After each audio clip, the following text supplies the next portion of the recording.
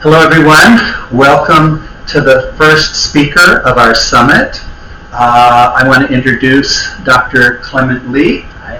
He's a naturopath here in Pasadena. He's been practicing for 13 years, and he's going to share a lot of his wisdom and experience of how to live a long and healthy life.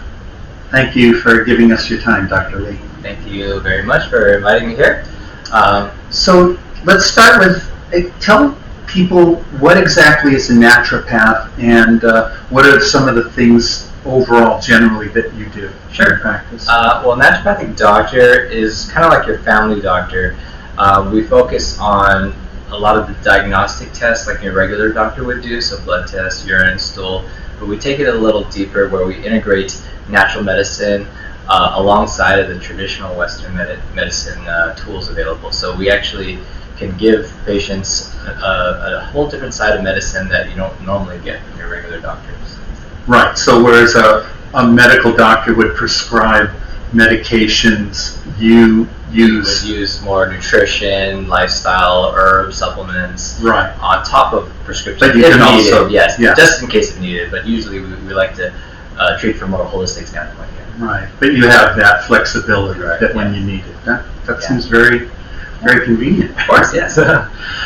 So about my practice, my clinic name is Optimal Health and Wellness. So our focus is on helping patients optimize their health, whether from extremely sick, chronic illnesses to those who are already living relatively healthy lives and how to optimize their health for the long haul. So we really want to focus on just living long, abundant, healthy lives. Right. Great.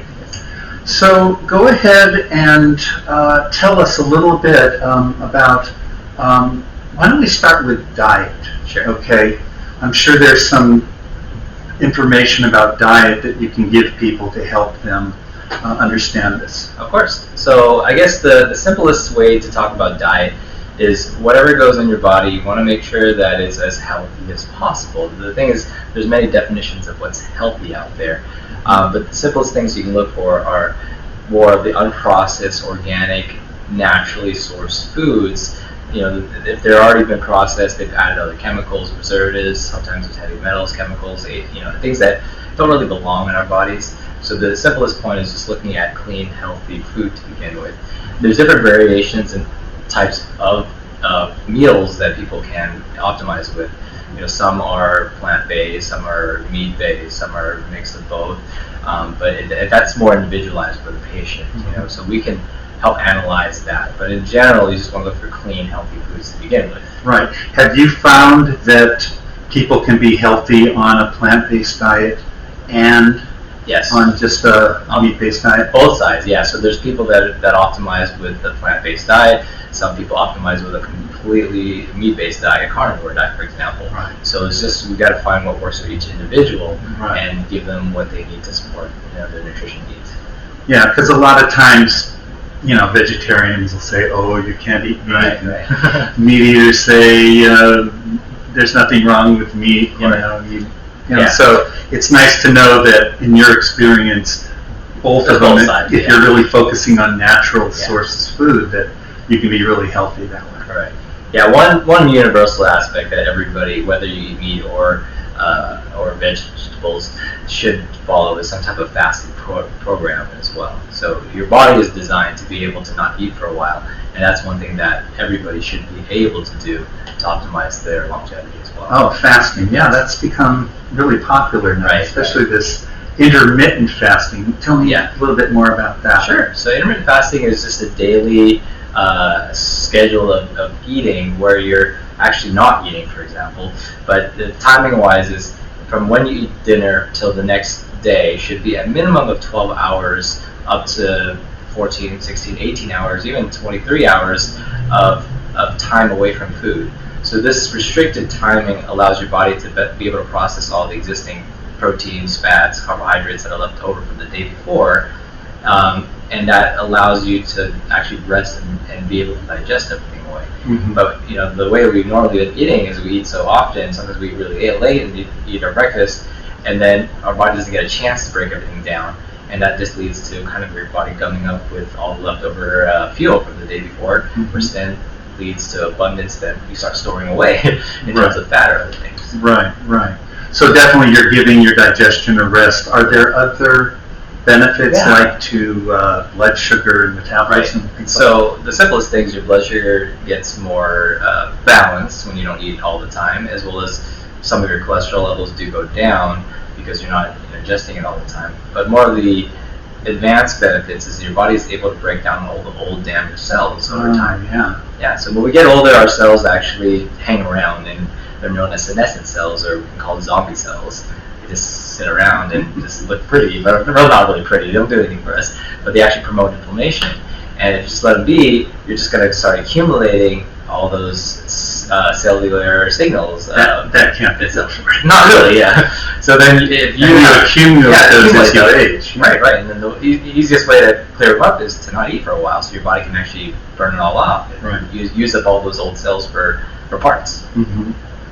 Have you had any experience with people doing longer, like 1, 2, 3 day Right. fasts? Yeah. So I usually recommend part of my program for patients, if they're able to, is they can fast a 24-hour cycle once a week, which basically if you already eat lunch one day, you at least eat lunch the next day, so that would be like 24 hours. Right. Gives your body a chance to get used to it. As you get more experience and seasoned, you can do about 3 to 5 days in one setting, where you can actually do it as often as once a month if you'd like to. Mm-hmm. But when you hit the third day of fasting, you get more of the health benefits out of that. That's interesting that you say. Recently I did a 3-day fast, and just on water, and boy, I thought I was just going to be miserable. Mm-hmm. But it wasn't easy. I wouldn't say it's easy. It comes in waves. It's like you get really hungry. But I found that if I distracted myself and did something and drank a bunch of water, that you get through it, and then a lot of the time it's just normal, and it got easier at the very end. I'd heard that sometimes the first 3 days are the hardest, and sometimes people go even longer. Right. Well, if you've never done a fast before, the first few days are usually the roughest. Yeah. As your body gets adapted, let's say if you actually are intermittent fasting on the regular, and you do a 24-hour fast here and there, your body can adapt more easily, so when you actually are doing a multiple day fast, your body can actually be able to tap into your fat reserves. Mm-hmm. So it does get better with time if you are repeating them on a somewhat regular basis. Yeah. Then you can make it without feeling too tired. Now, I also have heard that especially in fruits and vegetables, there are compounds, they're not exactly vitamins, but they're compounds that really help with blood flow and immune system, etc. Are there certain foods that you have found really promote good health in the present, but also good health that would help a person live long? Sure. Those are probably antioxidants that you're probably referring to, and polyphenols. These are the pigmentations in like the fruits and berries. They provide your cells with the ability to combat a lot of the free radical damage, oxidative damage, and oxidative stress in our cells. So as we are living in this environment, there's a lot of toxins, and we're exposed to air and pollutants. They're actually oxidative stressors on our cells, which then can cause inflammation. Okay. So, for example, like the fruits, berries, the colorful fruits and vegetables, they provide some of these antioxidant compounds that help our cells to be able to repair themselves. Oh, so there's really a correlation between lots of color and lots of health benefits. Yeah, so we call it eating the rainbow. Eating gray foods, not so much. Not so much. I don't know what gray food would be. Well, it'd be like your breads, if you think about it, they're all one solid color. Yeah. Got it.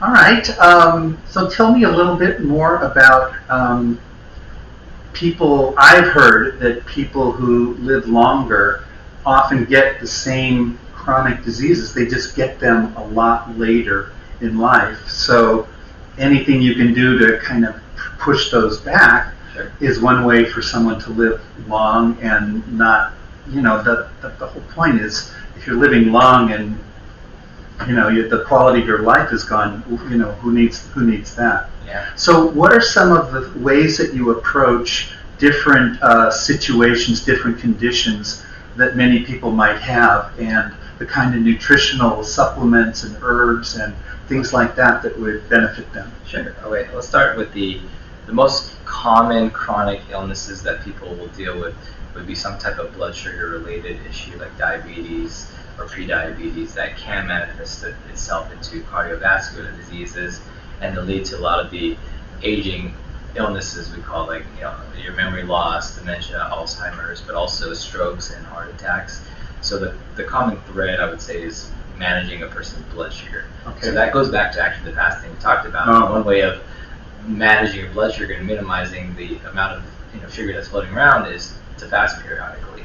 So that's part of the lifestyle part, is just the fasting. But in terms of nutrition, there's, you know, a handful of supplements I usually normally recommend people to utilize just so that they're able to get things that they might not be getting from the food chain. Because unfortunately with our food supply, if you really follow what all the farming practices, a lot of the food that we, even though they're nice and big and plump, they might be missing all the micronutrients in there. So, for example, vitamin C, oranges back, you know, 50 to 100 years ago, one orange would satisfy your vitamin C for a long time. But nowadays, it's about like 1/50th the amount of vitamin C that's left over. Difference. It's a huge difference. And plus, you're getting all that sugar. Yeah, too. so you're getting all that. So in this case, like, you might recommend a basic multivitamin, a fish oil, magnesium, and vitamin D, and maybe vitamin C. Those would be the basic general recommendations I tell my patients to have around, just so they can guarantee they're getting all those micronutrients from the food.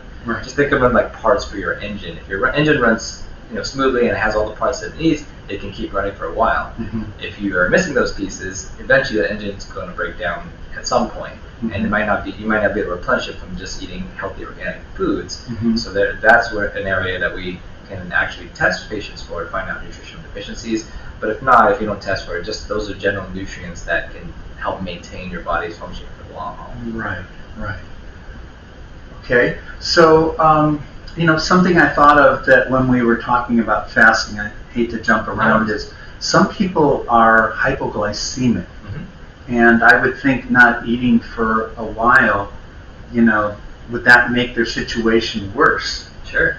Well, there's many reasons for why people can be hypoglycemic. Some of them have poor blood sugar control because of malnourishment. So they actually might be eating a lot of carbohydrates, might eat too many carbohydrates, like your sugars and your breads and rice, but not enough nutrients that help your body pull the sugar into your cells.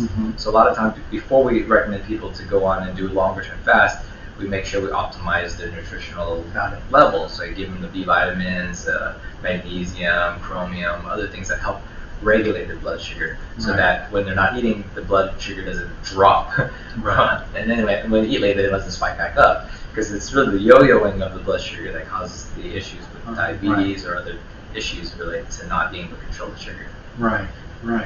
You know, there's a lot of talk, I don't know if it's a fad or what, about ketosis and the ketogenic diet. Can you explain that and how that relates to course? Well, when you're fasting, your body's going through ketosis, which is a state of using your body fat for fuel.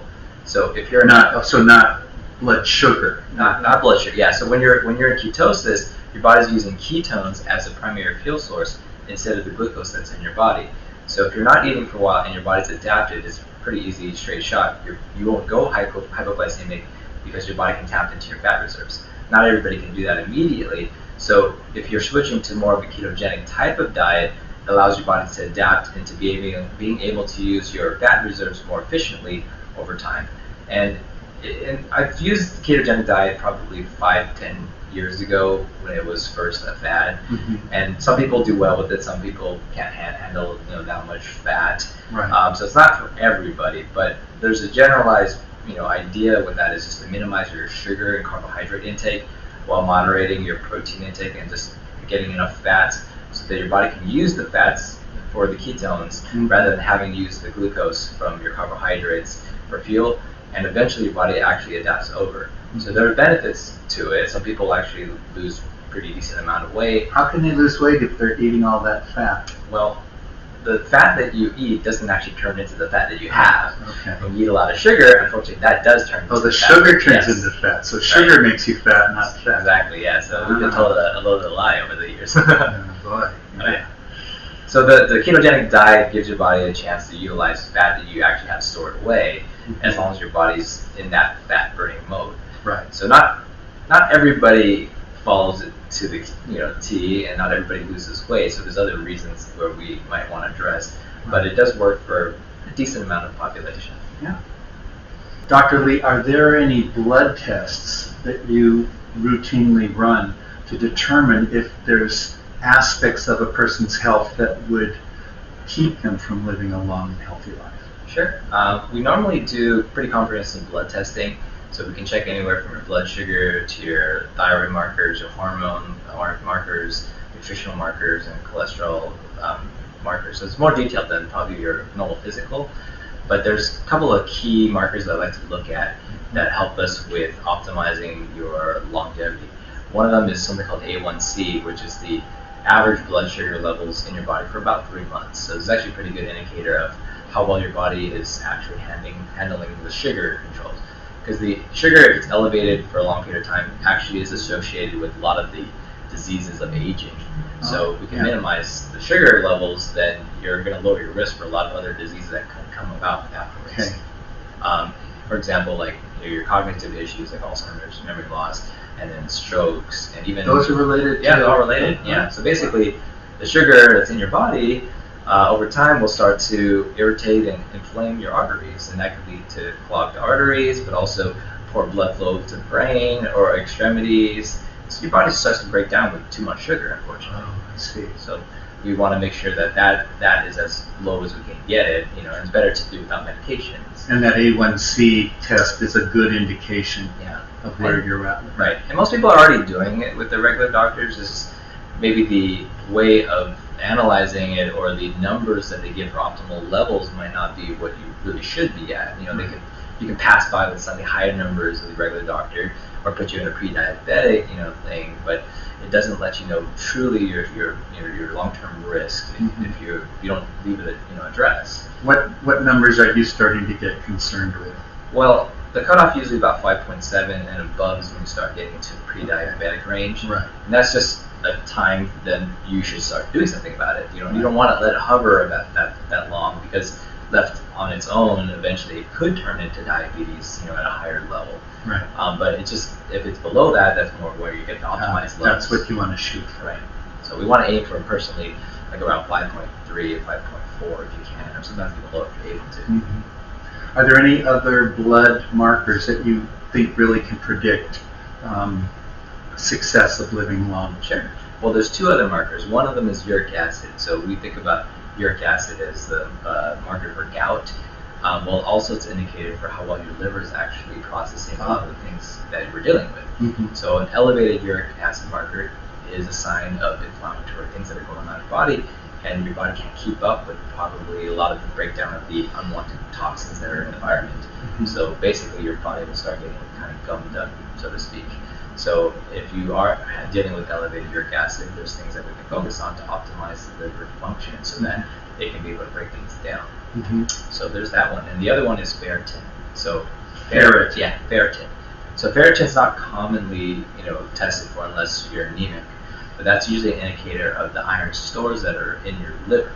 Okay. So when the ferritin levels start getting too high, it basically means that you have too much iron stored away in your liver, as well as possibly the rest of your body. The problem with iron in excess is that it's going to oxidize in your body, kind of like your rusting from the inside out. Yeah. So if the ferritin levels are actually higher than about 100 or so, then your increased risk for lots of diseases and even acute illnesses are increased a lot more, because your body has a higher chance of kind of oxidizing with all the oxygen that you're dealing with. Mm-hmm. So that's an area that if it's too high, very simple ways of lowering it, which are not commonly talked about, but that simple way is actually letting go of your blood. So actually donating blood for those who can, if not letting out the blood or discarding it as a way to lower that iron. So the body can't really get rid of iron just by pooping or peeing it out, unfortunately. The body. Yeah, so just hold on to it. Yeah, because you need the iron to make red blood cells. So if your ferritin's too low, then you have the risk of becoming anemic. But there's that sweet spot, right around the 70 to 100, where it's fine. If it starts getting higher than that, you want to deal with it. If it's too low, bump it up. Just want to be in that right range. And certainly if you're taking an iron supplement, yes, you would want to stop. Yes, so you might want to check it. Just ask your doctor. just to find out your ferritin levels, because you don't need iron typically after a certain age. If you're female after menopause, you don't really need that iron anymore because you're not losing that iron regularly. And if you're male, unless you are known to be anemic, you probably don't really need to take iron regularly. Yeah. All right, so we talked a lot about blood sugar and even how it can affect other chronic diseases. Let's talk specifically about cardiovascular disease. Sure. And we always hear about people who seem like they're completely healthy, Sure. and then they have a heart attack and they're dead. So are there markers or are there indicators or things that someone can be doing Sure. to keep their cardiovascular system healthy? So there are a couple of lipid markers that you can check for that can tell you your cardiovascular inflammatory risk. One of them is the apolipoproteins called ApoA and ApoB. These give you an idea of the inflammatory risk that your cholesterol can provide for you. So it's different from your normal lipid panel, but these actually tell you a bit more information to see if the cholesterol that you have is really inflammatory or not. Right, and you can have all of these inflammatory markers and feel perfectly fine. So that's a way of finding out if you're more at risk for things like that. Yeah, and there's another one called lipoprotein A, or LP(a). That's another pro-inflammatory lipid marker. And so if you have too high of that increases your chance for cardiovascular illness via your cholesterol that way too. So asking your doctor for those specific tests. It was ApoA, ApoB, and LP(a). Yeah. So those are a couple of your cardiovascular risk markers.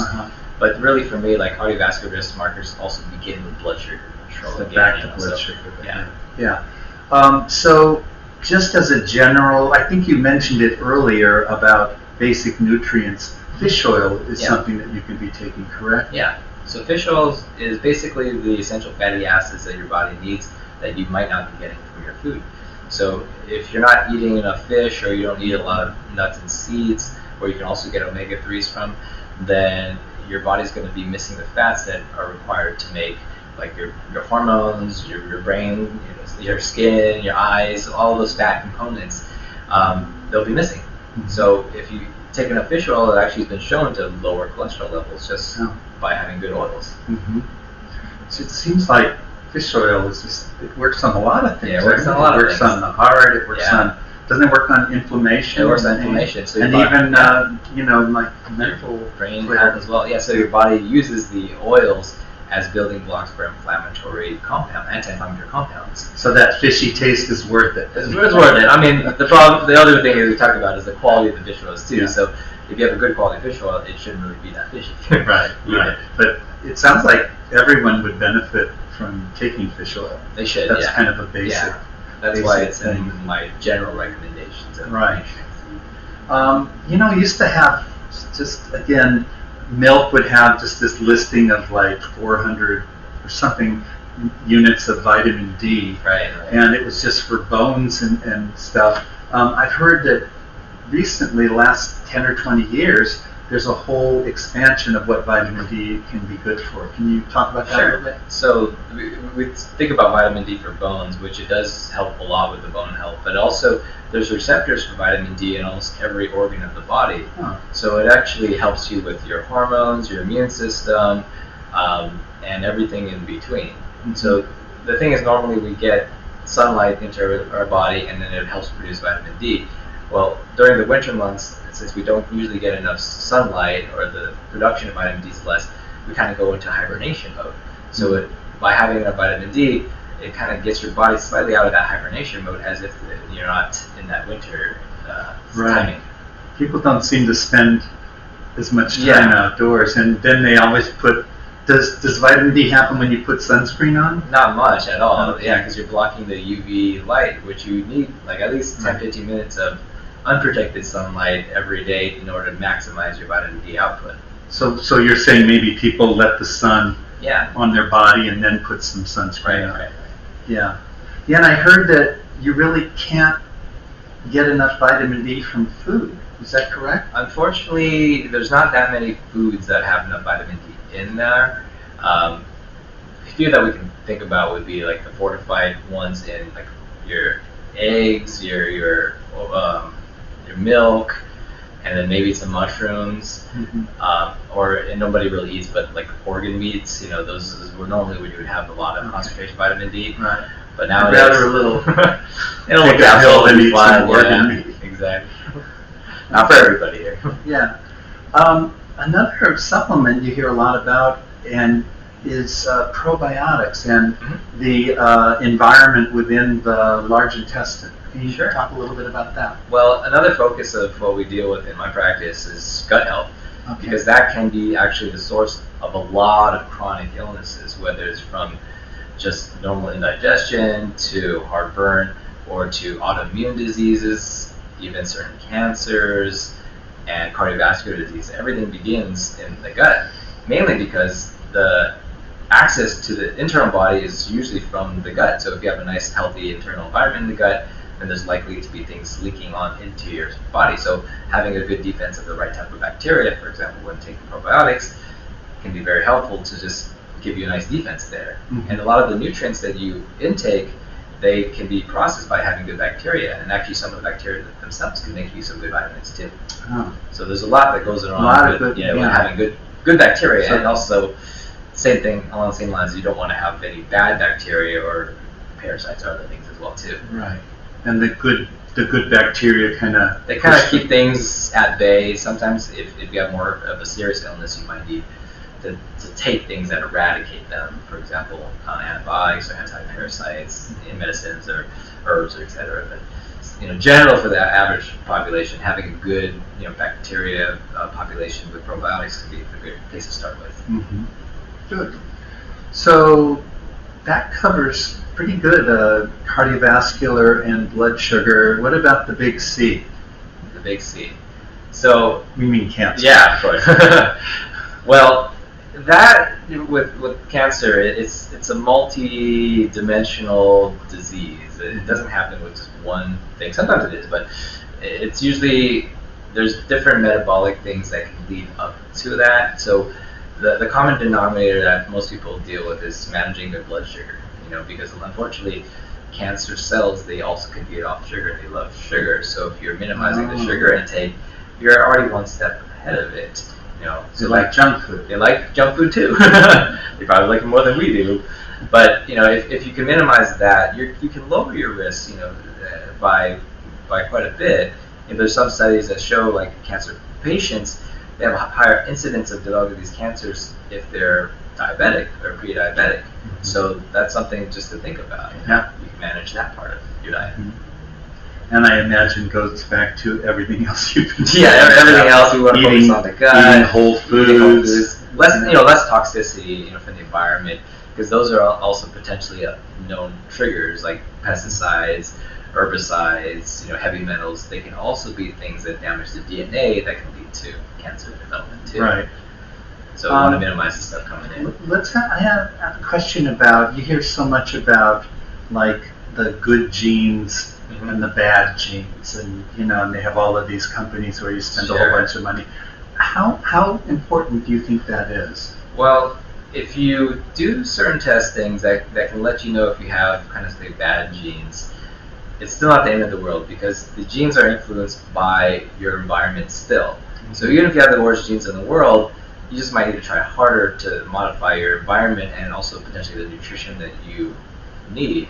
So one person with kind of poor genes might need just better nutrition or better nutrients, as well as minimizing their toxic burden to not trigger those genes on. Right. So those with great genes, they probably can do less and still get by without having the same risk. Right. So it's unfortunately the genes are kind of like the gun, and the environment is the trigger that pulls it. Oh, I see. So if you can modify that, so if the environment is good, the gun never has to go off. That is, out of fire. That's always seems to come back to the same thing. Yeah, it is. I mean, we're all made of good parts or bad parts, depending on what we got. Right. And that can influence everything else in your body. Right? Yeah.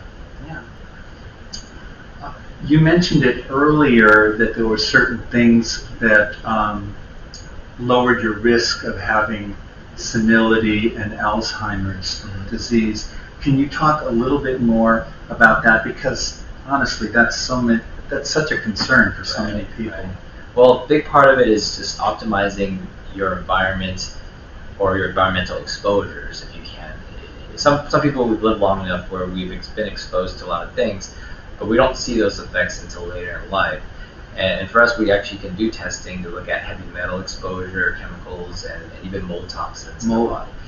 So unfortunately, a lot of things, like I mentioned, can damage your brain and actually minimize the healing capabilities of our body, which can lead to faster aging or things like I mentioned, dementia, Alzheimer's, and just loss of general optimal health. So I'd like to optimize people's environments and make sure if they have been exposed to things in the past, that you can actually do things to help the body clear out some of those burdens, like heavy metals, and mold toxins, and just clean up the body from the inside out. Okay, so sometimes that's the kind of work that someone could come to you and do, is helping you clear these things out, and that would help them then to live. When they're living longer, they're not just longer, but they're living more functional and enjoy it. That's a big deal, Great. Well, thank you, Dr. Lee. This has been really important. It's a lot of important people need to know, and I thank you for your time and sharing. Dr. Lee will have a presenters page where that'll give more information about him, and also how you can get a hold of him if you would like to work with him. So once again, thank you so much for your time. Thank you so much. Thank you.